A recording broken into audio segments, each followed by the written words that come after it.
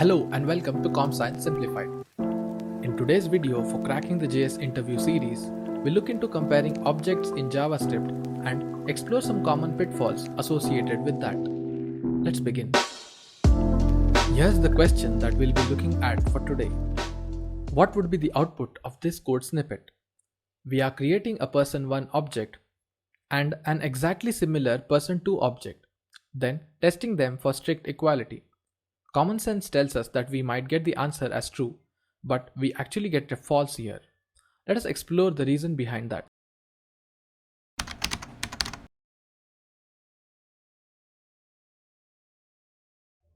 In order to understand the reason for that behavior, we'll have to get into the types of variables in JavaScript. They are broadly classified into two types, primitive and non-primitive. The basic types like numbers, strings, etc. make up the primitives, while object arrays are the part of the non-primitives. Going a little deep into the primitives, they are said to be immutable data types. That is, once created, you will not be able to modify them, only create a fetch value. For instance, let's say we create an str variable and then name it as apple. The string apple gets created as an immutable entity in the memory. Later, even if I assign the str variable to something like say orange, the orange string is created fresh and the str variable holds that freshly created value.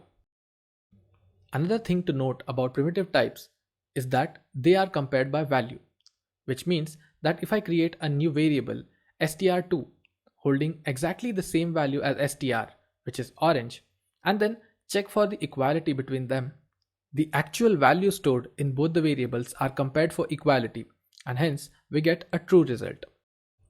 With that in mind, let us now take a look at the non-primitives and how they are different from the primitives.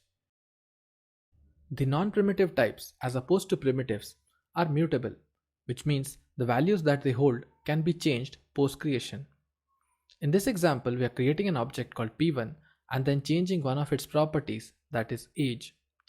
When we do that, instead of creating a new variable, the age property of the earlier object, which is stored in the memory, is modified. And now we have the value 27 updated as the age key for the p1 object. The next thing that is interesting about non-primitive types, which is also the gist of today's interview question, is that they are compared by reference and not by value. What that means is, if we create two different objects called p1 and p2 as shown, which have exactly the same values, and then try to compare them by using strict equality, then while comparing the two, the JavaScript engine compares the reference value of the two variables. As both of them are stored in different locations in memory, their reference values are different, and naturally we get false as the result. So, is there a scenario when the two reference values can be the same and we get a result true by comparing them? Yes, there is. Let's look at the possibility.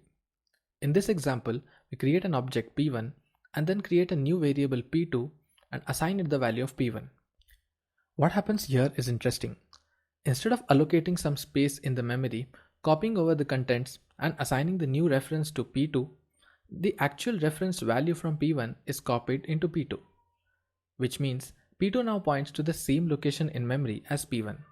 And if we do something like p2.age equal to 27, the value of the age key for p1 gets modified too.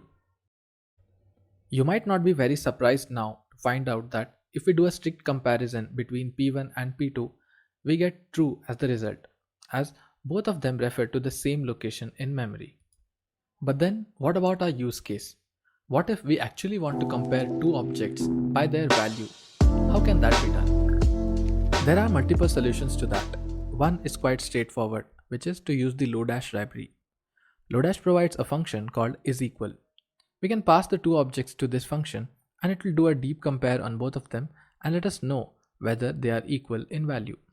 Another solution is to convert the objects into their string equivalents and then compare them, which works only if the order of the keys in those two is guaranteed to be the same.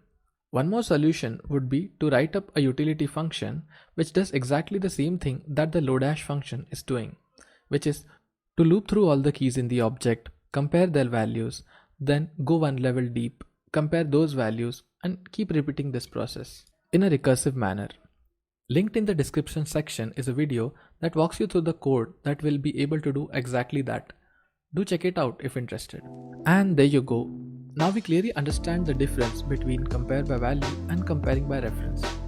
And we'll be able to explain the same to an interviewer clearly. If you like that, please drop in a like and subscribe for more such stuff. If you are still not convinced, make sure to check out other videos on this channel and that should do it for you. That was it for today's video. See you in the next one. Till then, happy learning.